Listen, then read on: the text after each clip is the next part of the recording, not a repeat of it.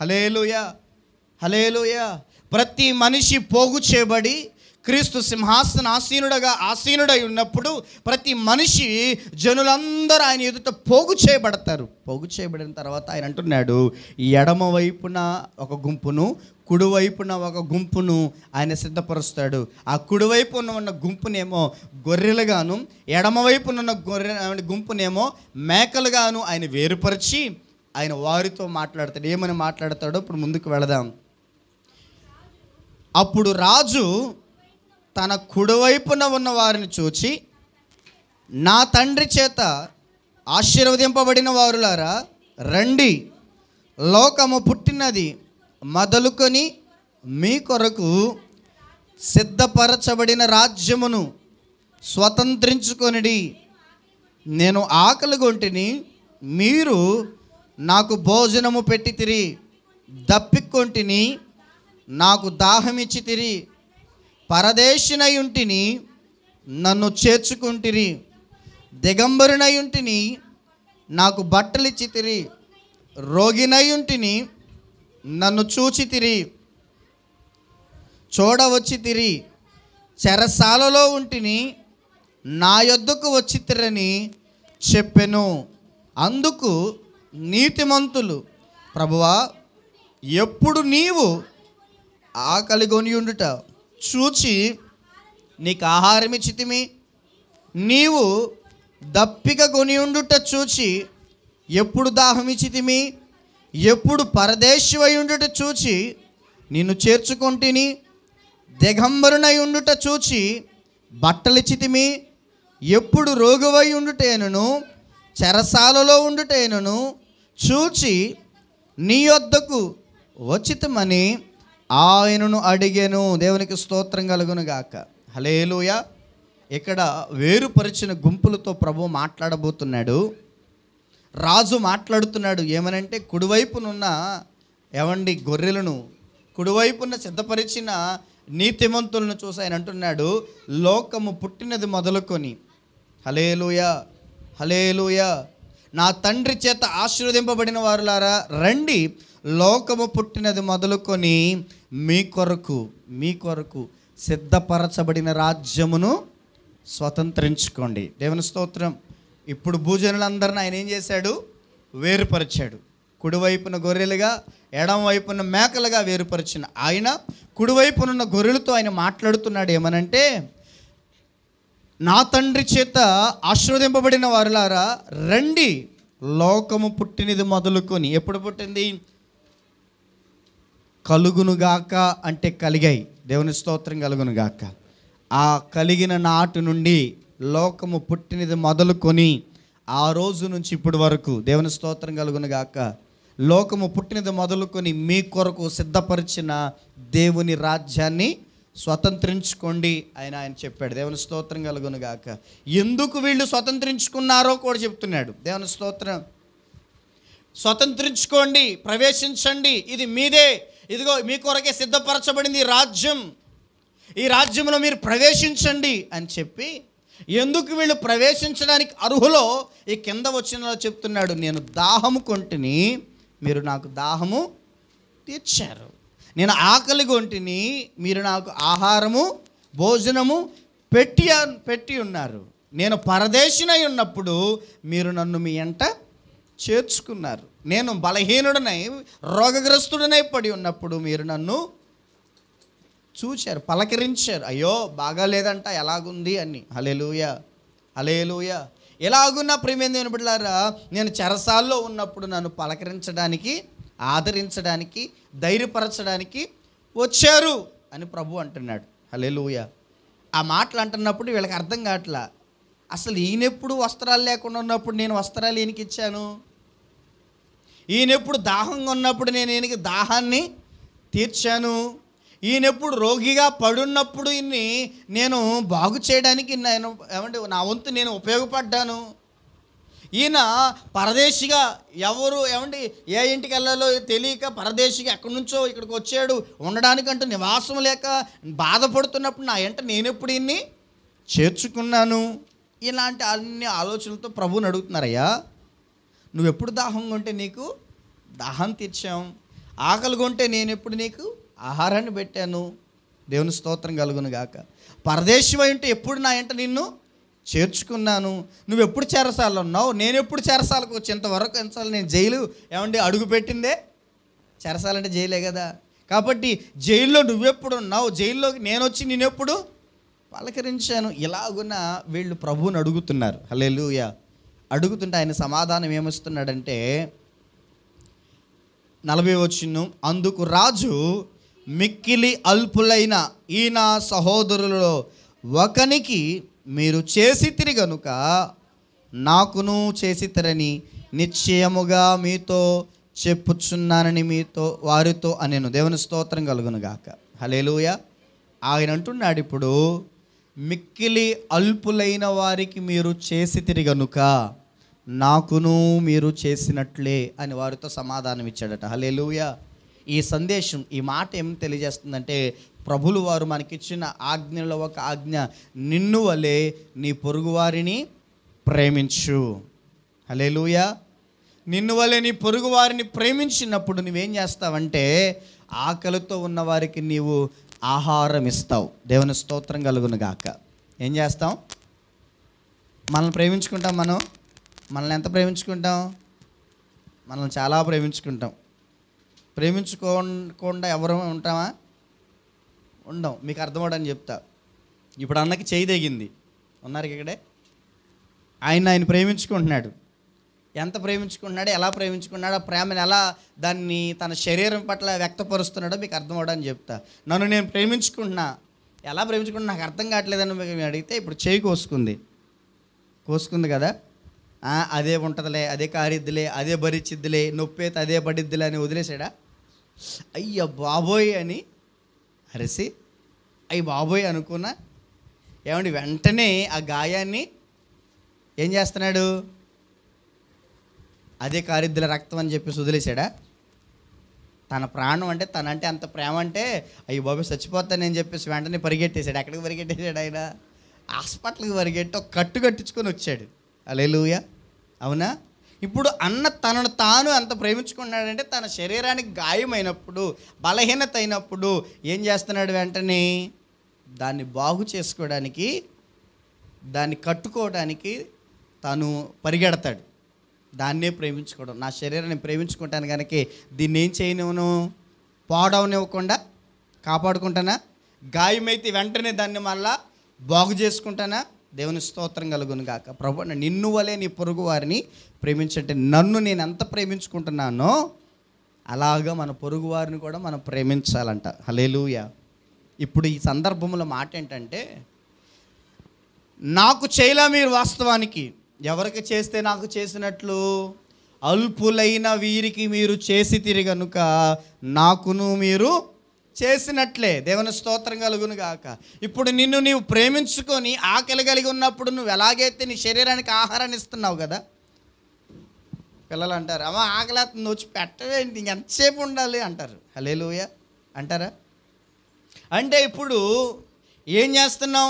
ఆకలి వేసినప్పుడు మన పిల్లలకి ఆహారాన్ని ఎలాగ పెడుతున్నామో, మనకు ఆకలి వేసినప్పుడు మనం ఆహారాన్ని ఎట్టయితే అడిగి మనం పెట్టుకుని తింటున్నామో, దేవుని స్తోత్రం కలుగును కాక. మనల్ని ప్రేమించుకున్నాం కనుక మనం మన ఆకలి ఏంటో తెలిసి మన ఆకలి తీర్చుకోవడానికి మనం భోజనం తింటున్నాం. హల్లెలూయా. ఇప్పుడు నిన్ను వలె నీ పొరుగు వారిని ప్రేమించడం అంటే, ఇక్కడ వేరొకరు అల్పులైన వారు దాహము కలిగి ఉన్నారు. నిన్ను నీవు ఎలాగైతే నీ దాహమైనప్పుడు నీ దాహం తీర్చుకుంటున్నావో, దాహము అని వచ్చిన వారికి నీవు దాహం ఇవ్వటం యేసు ప్రభు వారికి చేసినట్లుగా లెక్క. దేవుని స్తోత్రం కలుగును గాక. హల్లెలూయా. ఇవన్నీ ఎవరు చెప్పారంటే ప్రభువు చెప్పాడు. క్రైస్తవునిగా నిన్ను నీవు ప్రేమించుకున్నట్లు క్రైస్తవునిగా నీ పొరుగు వారిని నువ్వు ప్రేమించు. ఇదే క్రైస్తవుని యొక్క లక్షణం. దేవుని స్తోత్రం కలుగును గాక. కాబట్టి నేను చెప్పిన ఈ మాటల ప్రకారం మీరు ఇతరులని ప్రేమించక, దాహము అని వచ్చిన వారికి దాహాన్ని తీర్చకపోతే చాలా ప్రమాదం. ఆ తర్వాత గుంపుతో ఉన్న వారిని గురించి నేర్చుకుంటాం. దేవుని స్తోత్రం కలుగును గాక. కాబట్టి నిన్ను వలె నీ పొరుగు వారిని ప్రేమించడం అంటే, ఇప్పుడు దాహము అని వచ్చిన వారికి ఏం చేశారంటే, వీళ్ళు ఈ గుంపు కుడివైపున ఉన్న గుంపు ఉందే, గొర్రెల గుంపు, వీళ్ళు దాహము అని వచ్చిన వారికి ఏం చేశారు? దాహాన్ని తీర్చారు. అయ్యా ఆకలిగా ఉంది, అయ్యా నాకు కొంచెం ఆహారాన్ని ఇవ్వండి అని అల్పులైన వారు మన ఎదుటికి వచ్చి మనల్ని అడిగినప్పుడు వీళ్ళు ఏం చేశారంట అంటే వాళ్ళ ఆకలి తీరడానికి ఎంతో కొంత ధన రూపంలోన, భోజనం పెట్టించే రూపంలోన వాళ్ళ ఆకలి తీరడానికి వాళ్ళు సహాయం చేశారు. దేవుని స్తోత్రం కలుగును గాక. రోగినై ఉన్నప్పుడు అంటే కొంతమంది మన బంధువుల్లో, మన స్నేహితుల్లో, మన కుటుంబ సభ్యుల్లో, మన రక్త సంబంధుల్లో ఎవరైనా రోగి అయి పడి ఉన్నాడు అనే సమాచారం తెలిసినప్పుడు వారిని పలకరించడానికి, బలపరచడానికి, వారిని దేవుని మాటల చేత ఆదరించడానికి నువ్వు వెళ్ళి వారిని, రోగి అయి పడి ఉన్న వారిని వెళ్ళి ఆదరించినప్పుడు నేను రోగినై ఉంటిని, నీవు నన్ను పలకరించవచ్చితివి అన్నాడు కదా. హల్లెలూయా. ఇప్పుడు రోగిగా పడి ఉన్న వాడి వద్దకు నీ వెళితే ఎవరికి చేసినట్లు అన్నాడు ఆయన?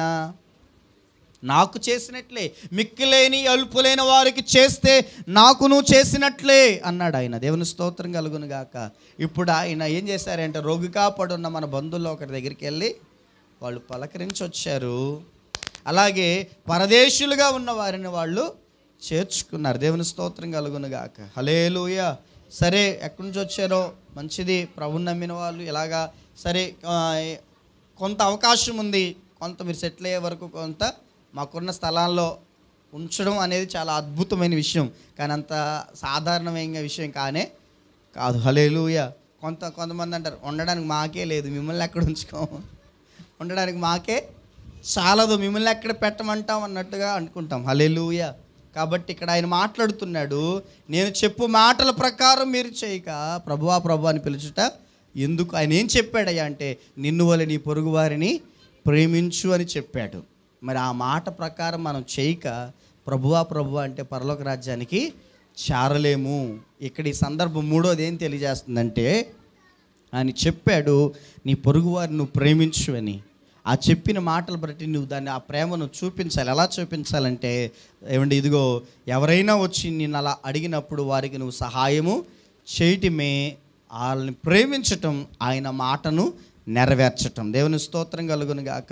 ఇంకా వచ్చారట, చెరసాల్లో ఉన్నప్పుడు వెళ్ళి చెరసాల్లో వారిని పలకరించి వచ్చాను. మనకు తెలిసిన వాళ్ళు ఎవరో ఏదో తప్పిదం చేసే చెరసాల్లో వేయబడ్డారో, అన్యాయం జరిగే చెరసాల్లో వేయబడ్డారో వారిని ఏం చేశారంట? చెరసాల్లో పడవేయబడినప్పుడు పలకరించి వచ్చాను. దేవుని స్తోత్రం కలుగును గాక. ఎందుకు ఆ మాట ప్రభు కోట్ చేశాడంటే ఆ దినాలలో ప్రభువుని నమ్మినందున, ప్రభువుని వెంబడించినందున ఏం చేశారు? క్రైస్తవుల్ని ఎక్కువగా చెరసాల్లో వేశారు. దేవుని స్తోత్రం కలుగును గాక. హల్లెలూయా. ఆ సిచ్యువేషన్ అలాంటిది కనుక ఆ పరిస్థితులు ప్రభువుని నమ్మిన వారందరినీ చెరసాల్లో వేసి బెత్తలతో కొట్టిన పరిస్థితులు ఆ ఆదిమ దినాల్లో ఉన్నాయి. కాబట్టి ఇదిగో నా ప్రజలారా, నన్ను ప్రేమించడం అంటే, నా మాట వినడం అంటే, నన్ను వెంబడించడం అంటే ఇదిగో అల్పులైన వారికి మీరు ఎలాగున చేయటమే. కాబట్టి చెరసాల్లో మన ఆత్మ సంబంధమైన వారు, నన్ను వెంబడించిన వారు ఎంతోమంది చెరసాల్లో వేయబడుతున్నప్పుడు మీరు వారిని పలకరించడానికి వెళ్ళండి అంటూ ప్రభు మాట్లాడాడు. దేవుని స్తోత్రం కలుగును గాక. హల్లెలూయా, హల్లెలూయా. కాబట్టి అలాగున ఆయన ఒక్కొక్కటి మాట్లాడుతూ వచ్చాడు. ఎలాగున వాళ్ళు అంటున్నారు, మేము ఎప్పుడు చేసామంటే అలాంటి వారికి చేస్తే నాకు చేసినట్లే అని ప్రభు స్పష్టం ఇచ్చాడు. దేవుని స్తోత్రం కలుగును గాక. వీళ్ళు ఏం చేశారంటే ప్రభువు చెప్పిన మాట చొప్పున వీళ్ళు ఇతరులను ప్రేమించి వారి ఎడల నడుచుకున్నారు. దేవుని స్తోత్రం కలుగును గాక.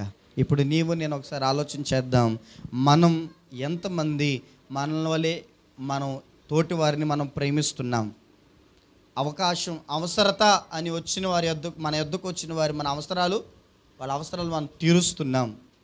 మన బంధువుల్లో కానీ రక్త సంబంధంలో కానీ ఇలాంటి వారు ఒకవేళ బలహీనమై పడి ఉన్నారన్న పరిస్థితి తెలిసినప్పుడు ఎంతవరకు మనం దేవుని ప్రేమను చూపటానికి మన పొరుగు వారిని అలాగున ఆదరించి బలపరచి రావడానికి వెళ్తున్నాం. ఇవన్నీ క్రియారూపంలో చూపవలసిన విశ్వాసం, ప్రేమ. దేవుని స్తోత్రం కలుగును గాక. హల్లెలూయా. ప్రభు కుడివైపునున్న వారితో అదే అంటున్నాడు, ఇలాగున మీరు చేసి తిరగనుక లోకము పుట్టినది మొదలుకొని సిద్ధపరిచిన దేవుని రాజ్యాన్ని మీరు స్వాతంత్రించుకోండి అని చెప్పాడు. దేవుని స్తోత్రం కలుగును గాక. వాళ్ళు చక్కగా ఆ మాటలు విని, ఓహో భూలోకములు ఇలాంటి వాళ్ళందరికీ నేను మేలు చేయటం వల్ల, ఇలాంటి వారందరిని నేను ఆదరించటం వల్ల, అలుపులైన వారిని చేర్చుకోవటం వల్ల, అలుపులైన వారిని నేను ఎలాగున ప్రేమ చూపి క్రియారూపంలో వారికి ఆతిథ్యమేమో, దాహం తీర్చటమో, వస్త్రాలు ఇవ్వటమో, అది కూడా అన్నాడు కదా, నేను బట్టలు లేక వస్త్రహీనుడు అయినప్పుడు మీరు నాకు వస్త్రములు ఇచ్చితిరి. దేవుని స్తోత్రం కలుగును గాక.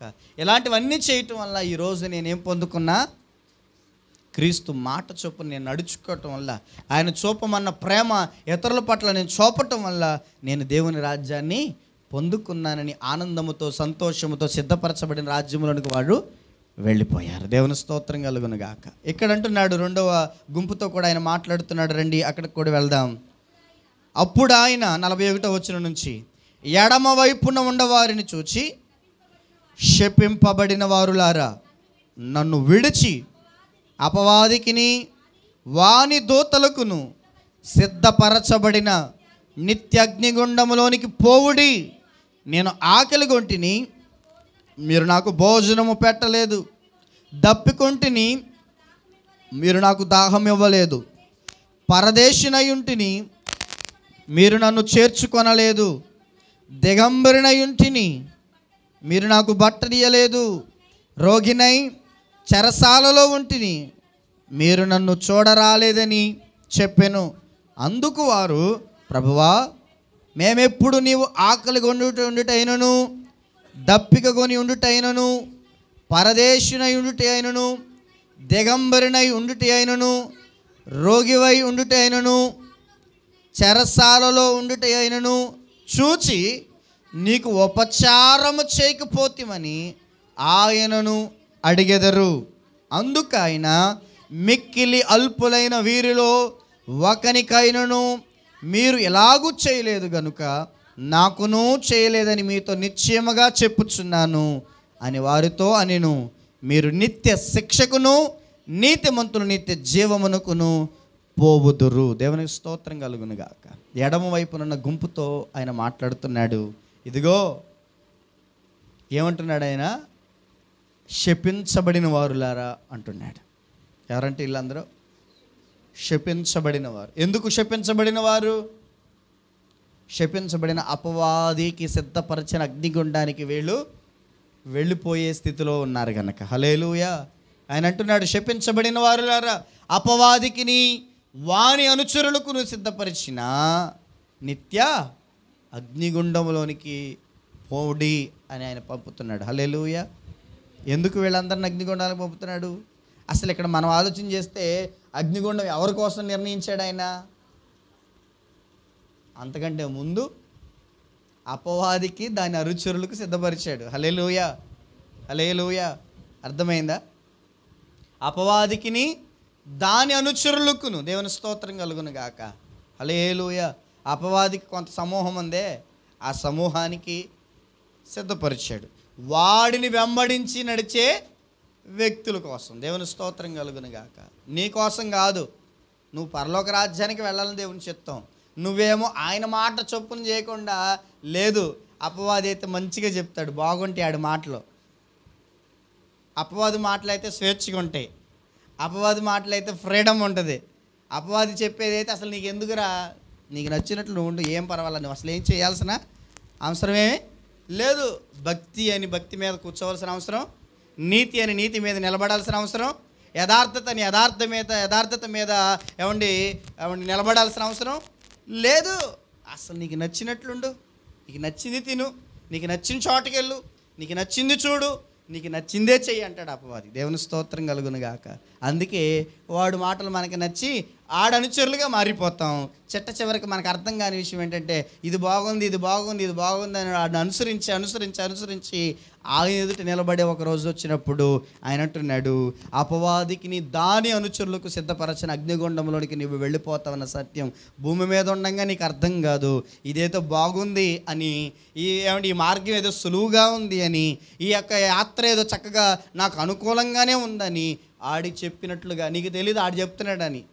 ఆడే చెప్తాడు నీకు అలా నీ మధ్యలోనికి వచ్చి, భక్తి అంటే ఎందుకు మరి అంత భక్తి చేయాలండి, ఎలా చేసినా సరే భక్తే అని నిజమైన భక్తిగో నిజమైన క్రైస్తవ్యంగా నేను నడిపించనివ్వకుండా, వెళ్ళనివ్వకుండా, చాయిసెస్ ఎత్తుక్కునేటట్టుగా, ఏమండి కొన్ని ఆపర్చునిటీస్ ఉంటాయి కదా, వాటిని ఎత్తుక్కునేటట్టుగా నిన్ను చేసి నామకార్థతలోనికి నడిపించి, వేషధారణలోనికి నడిపించి, భక్తి అనే విలువలతో కూడిన జీవితం జీవించనివ్వకుండా నిన్ను భ్రమ పెట్టి ప్రలోభపెట్టి సాతాను తన సొత్తుగా నిన్ను మార్చుకుంటాడు. హల్లెలూయా. కాబట్టి ఇక్కడ గమనించినట్లు దేవుడు అంటున్నాడు, శపించబడిన వారులారా అపవాదికి దాన రుచులకి సిద్ధపరిచా అగ్నిగుండం అనేది. కానీ మీరు వాడిని అనుసరించి నడుచుకోవడం వల్ల మీరు కూడా ఇప్పుడు వాడితో పాటు అగ్నిగుండములో పోవుడి అని పంపించేస్తున్నాడు. దేవుని స్తోత్రం కలుగును గాక. వాస్తవానికి భూమి మీద ఉన్న మనందరి కొరకు అగ్నిగుండం సిద్ధపరచబడలా. మీకోసం, నా కోసం, బయట ఉన్నారే వాళ్ళ కోసం కూడా సిద్ధపరచబడలా. దేవుడు మనందరి కోసం ఏం సిద్ధపరిచాడంటే పరలోకం సిద్ధపరిచాడు. మరి ఎందుకు అందరూ అక్కడికి వెళ్ళట్లేదంటే, ఈలోపు నువ్వు అపవాది అనుచరుడిగా మారిపోయి, అపవాది సంబంధిగా మారిపోయి, అపవాది బిడ్డగా నువ్వు జీవించడం వల్ల, దేవుణ్ణి ఎరగకపోవటం వల్ల, దేవుని యొక్క నీతిని నెరవేర్చకపోవటం వల్ల, దేవుని ప్రేమను క్రియారూపంలో నువ్వు ఇతరుల పట్ల చూపకపోవటం వల్ల, దేవుడు చెప్పింది చెప్పినట్లుగా నీవు నడవకపోవటం వల్ల ఇప్పుడు ఏమైపోతున్నామంటే అపవాది సంబంధిగా మారిన నీవు అపవాదికి సిద్ధపరిచిన అగ్నిగుండంలో వాడితో పాటు నువ్వు కూడా పోతున్నావు. హల్లెలూయా. ఇక్కడ అలాంటి వారి గుంపే అలాగ చూపిస్తున్నాడు. ఎడమ వైపున ఉన్న వారితో మాట్లాడుతూ ఆయన అంటున్నాడు, ఆకలిగా ఉన్నాను, మీరు నాకు ఆకలి తీర్చలే. దాహముగా ఉన్నాను, మీరు నాకు దాహాన్ని ఇవ్వలేదు, తీర్చలేదు. వస్త్రహీనుడిని, బట్టలు లేక పడి ఉన్నప్పుడు నాకు బట్టలు ఇవ్వాల. చెరసాల్లో రోగినై పడి ఉన్నా వచ్చి పలకరించి పరామర్శించలే.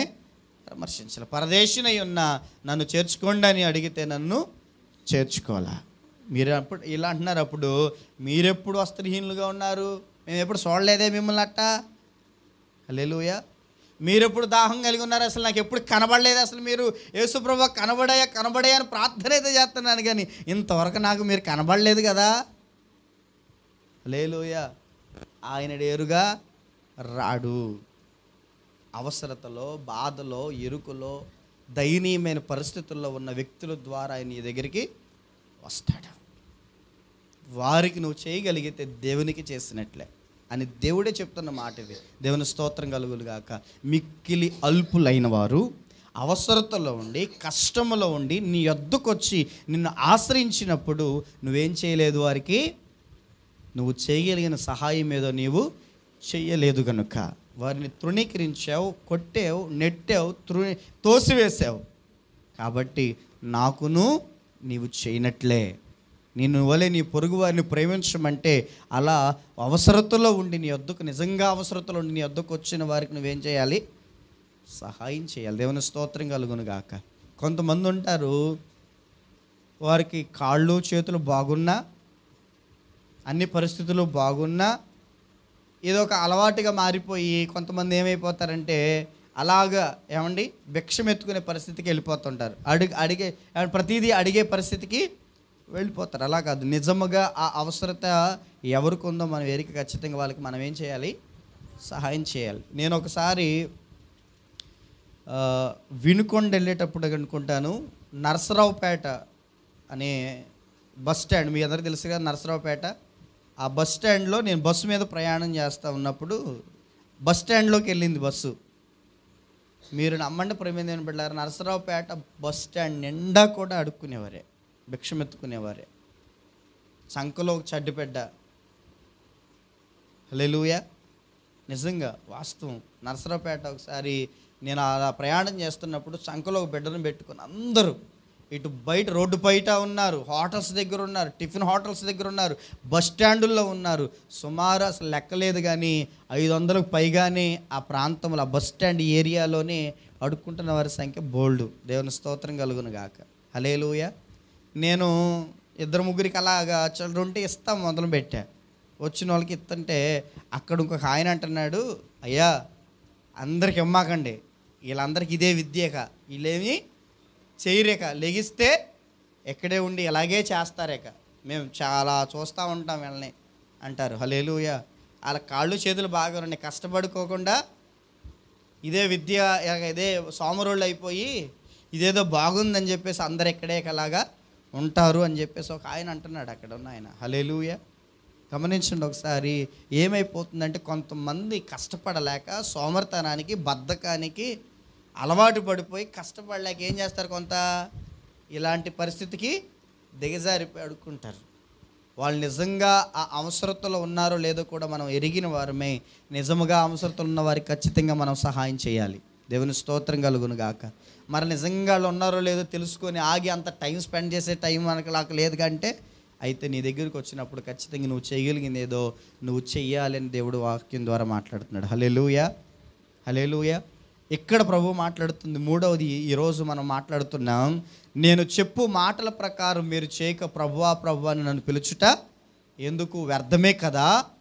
ఏంటి ఆయన చెప్పిన మాటల ప్రకారం మనం చేయట్లేదు? ఇదిగో నిన్ను వలె నీ తోటి వారిని పొరుగు వారిని ప్రేమించు.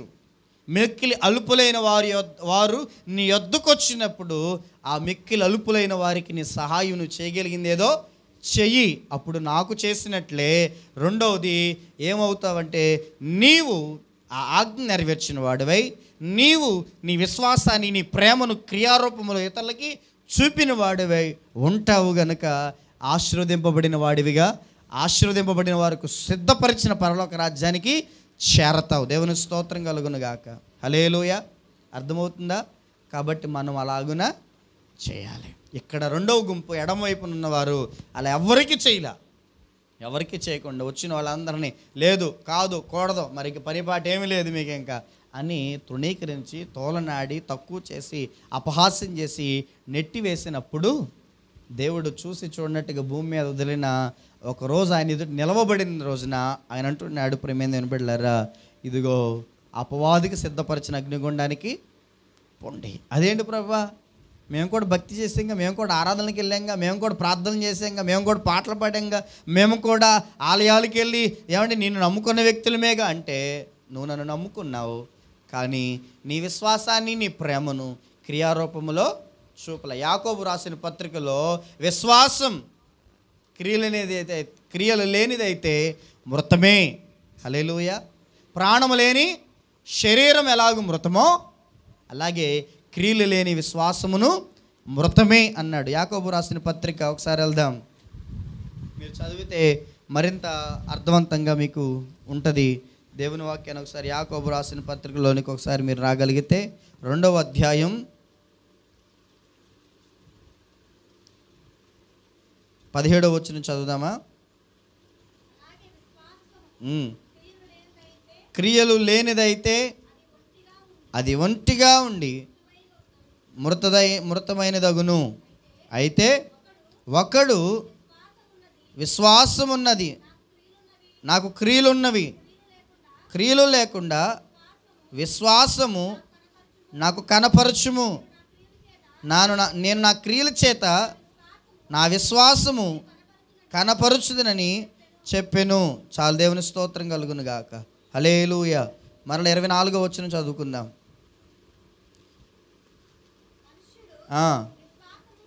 విశ్వాస మూలముగా మాత్రము కాక క్రియల మూలముగాను నీతిమంతుడని ఎంచబడునని మీరు దీని వలన గ్రహించితిరి. అటువలే రాహాబును వేశ్య దోతలను చేర్చుకొని వేరొక మార్గమున వారిని వెలుపలకి పంపివేసినప్పుడు క్రియల మూలముగా నీతిమంతురాలని ఎంచబడెను కదా. ప్రాణము లేని శరీరం ఎలాగూ మృతమో అలాగే క్రియలు లేని విశ్వాసమును మృతము. చాలు. దేవుని స్తోత్రం కలుగును గాక. హల్లెలూయా. ఇక్కడ కొంతమంది వ్యక్తులను ఉదాహరణగా తీసుకొని వస్తూ రాహాబుని తీసుకొని వస్తున్నాడు. ఏమనంటే, రాహాబుకు విశ్వాసం ఉంది. ఏమండి, ఆ ఇశ్రాయేలు దేవుడు గొప్పవాడు, ఆ ఇశ్రాయేలు దేవుడు శక్తిమంతుడు, ఆ ఇశ్రాయేలు దేవుడు ఎదుట ఏ రాజ్యము నిలవనేరదు అని రాహాబు విశ్వసించింది, నమ్మింది. హల్లెలూయా.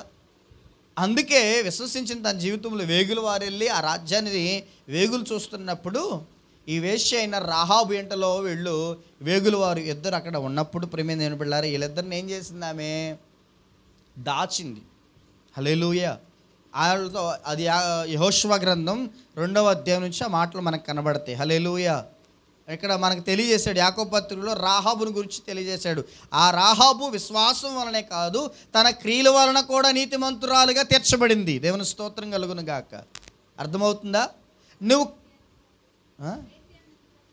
ఆమె వృత్తి ఒకప్పుడు వేశ్య, ఆ తర్వాత ప్రభువుని బట్టి తను మారింది. హల్లెలూయా. కాబట్టి ఆ విషయం మళ్ళీ నేర్పించడానికి చాలా టైం పట్టుద్ది. మరొకసారి దాని విషయం నేర్చుకుందాం. హల్లెలూయా.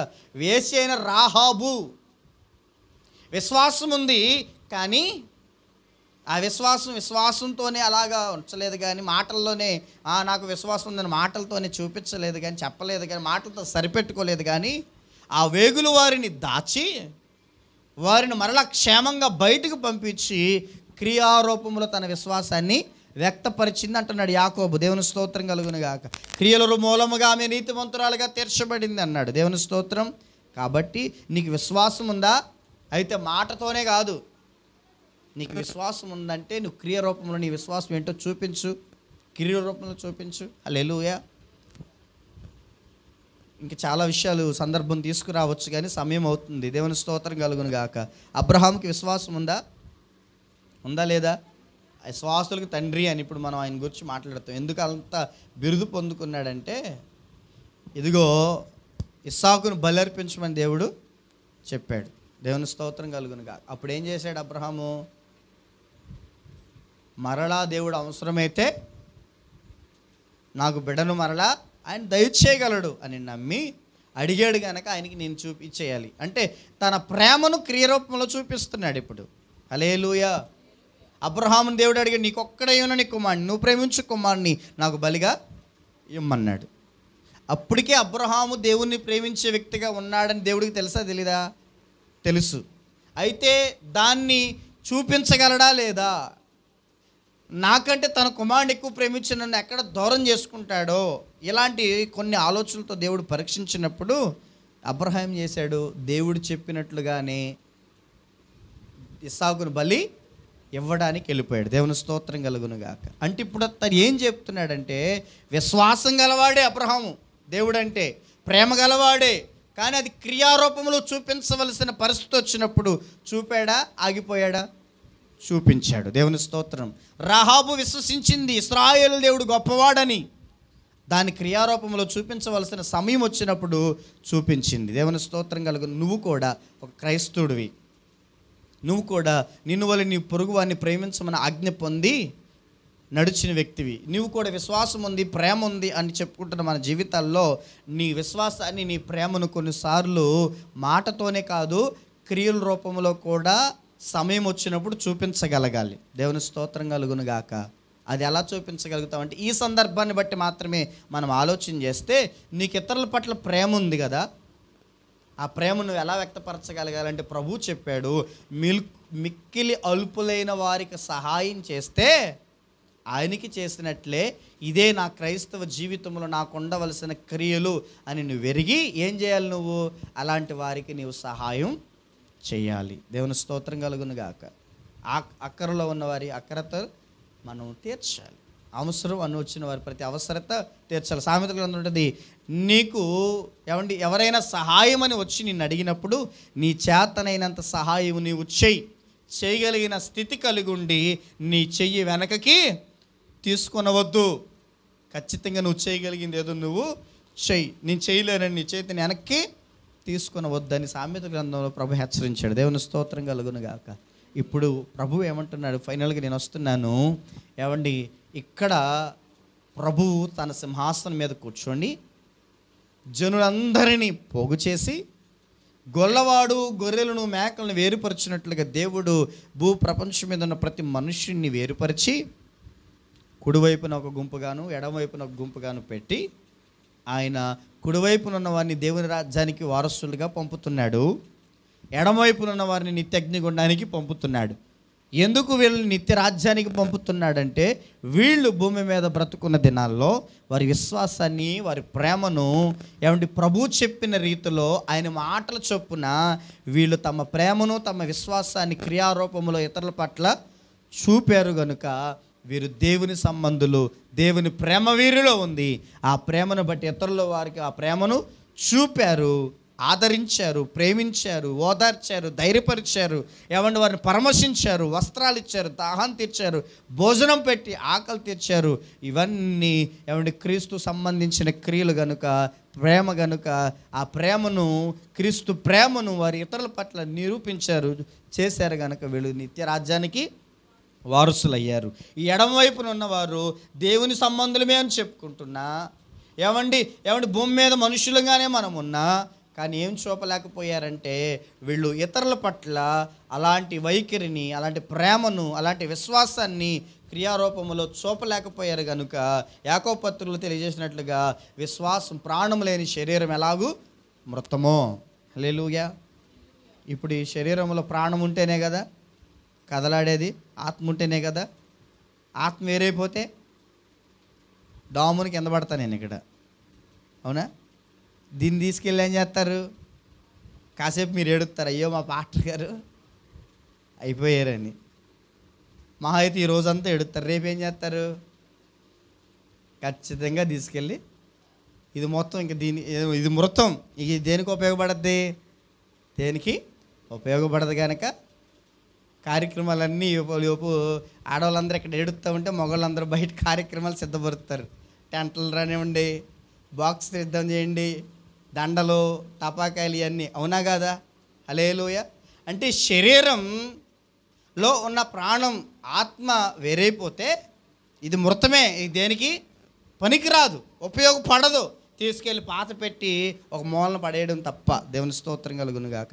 నీ విశ్వాసము, నీ ప్రేమ కూడా క్రియలు లేకపోతే, నీ విశ్వాసం ఉందని ఆ విశ్వాసాన్ని క్రియల రూపంలో వ్యక్తపరచకపోతే, నేను దేవుని బిడ్డనేనని దేవుని బిడ్డకు సంబంధించిన క్రియలు నీలో చూపించకపోతే, నేను ప్రేమిస్తున్నాను అని ఆ ప్రేమను నీ క్రియారూపంలో చూపించకపోతే అది కూడా మృతమే, అది కూడా దేనికి ఉపయోగపడదు అని ప్రభు చెప్పాడు. దేవుని స్తోత్రం కలుగును గాక.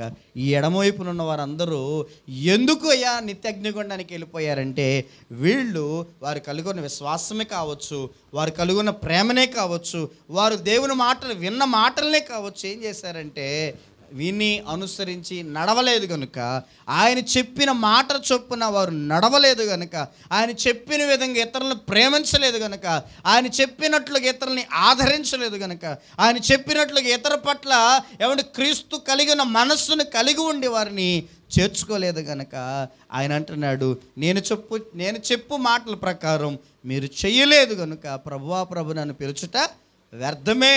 కాబట్టి మీరు అపవాదికిని దాని అనుచరులకు సిద్ధపరిచిన నిత్యగ్నిగుండానికి పోవడి.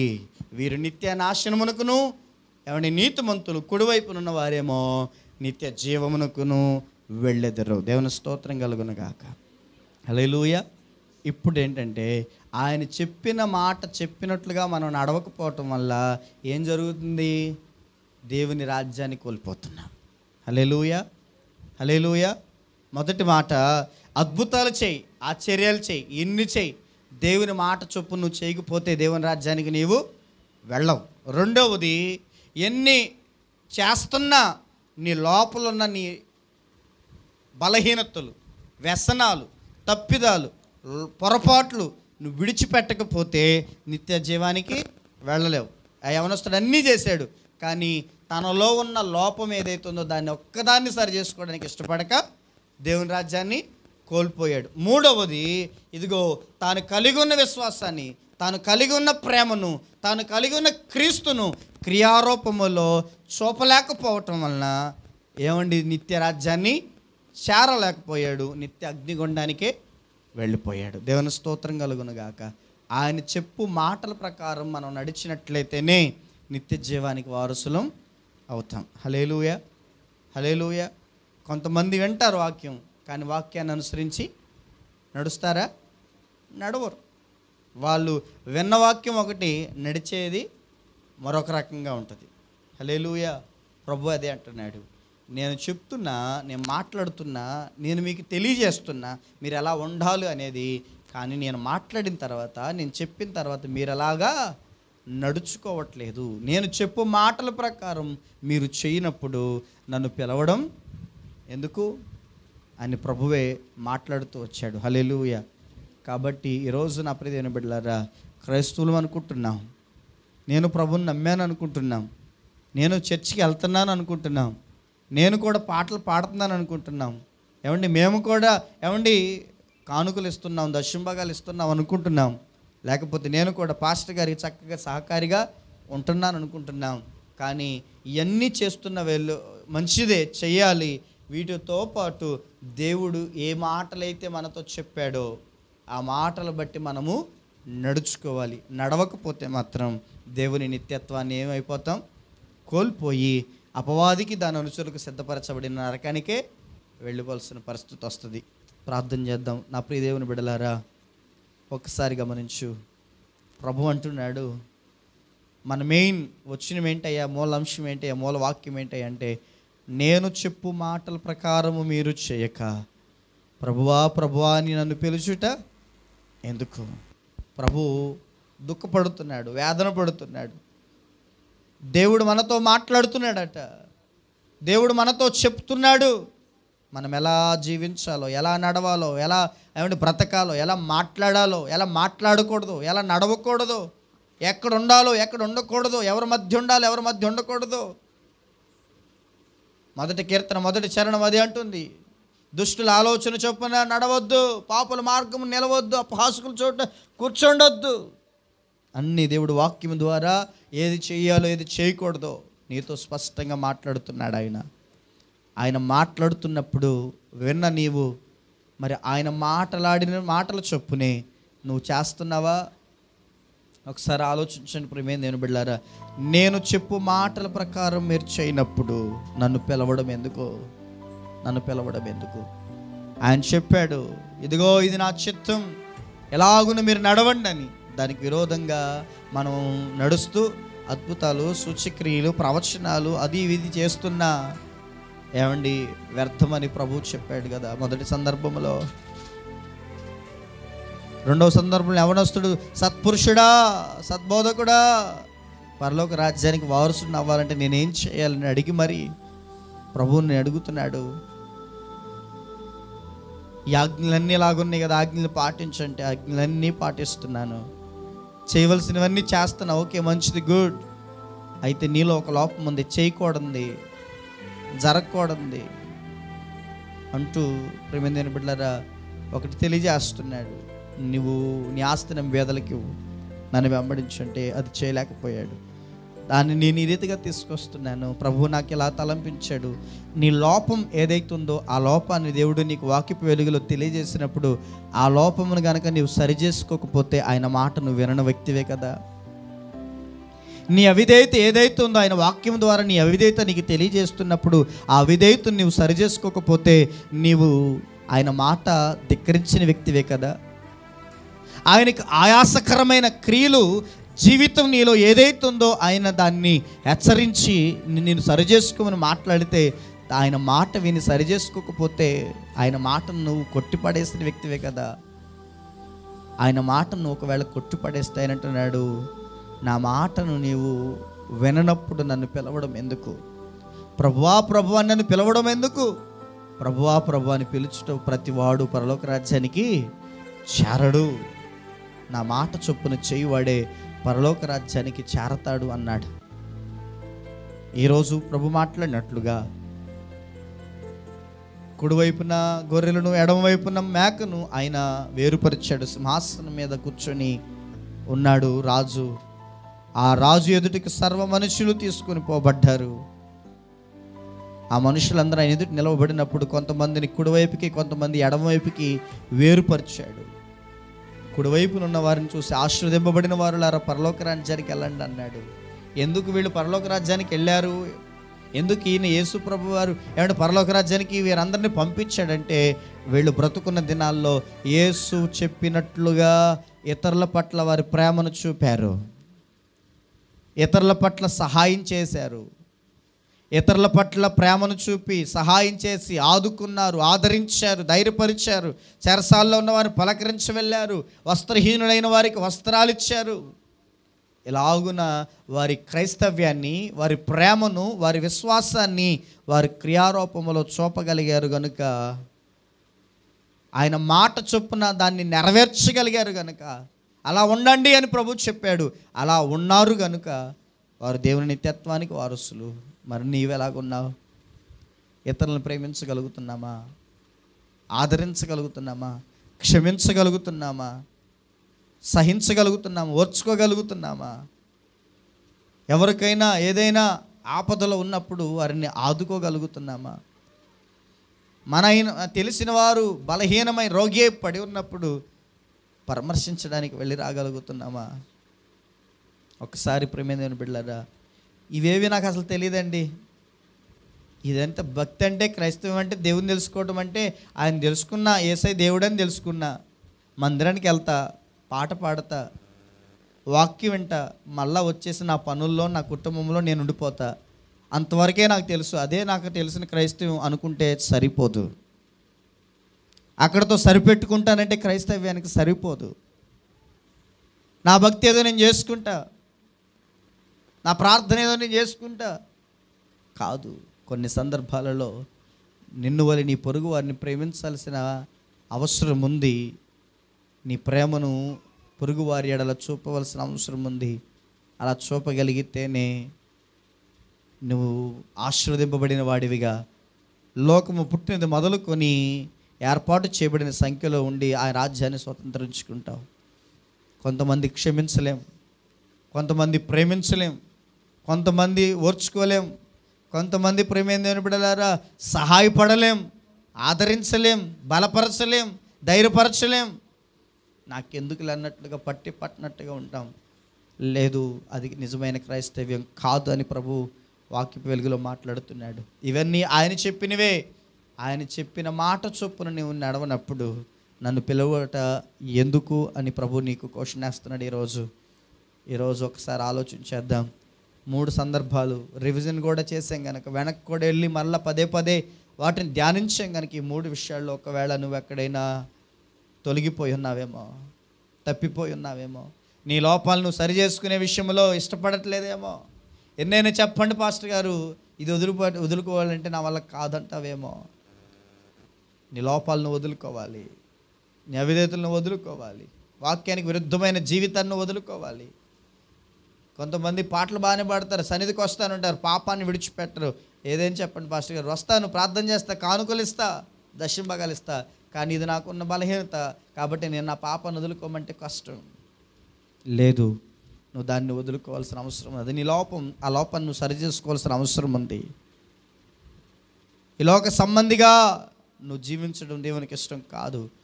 కాబట్టి దేవుని సన్నిధిలో ప్రార్థన చేద్దాం. ప్రేమ కలిగిన మా తండ్రి, నమ్మదగిన వాడానికి వందనాలు. ఇంతవరకు మీరు మాట్లాడిన మాటలను బట్టి మీకు వందనాలు. మేమందరము మీరు చెప్పు మాటల ప్రకారం మేము నడుచుకోవడానికి సహాయం చేయండి.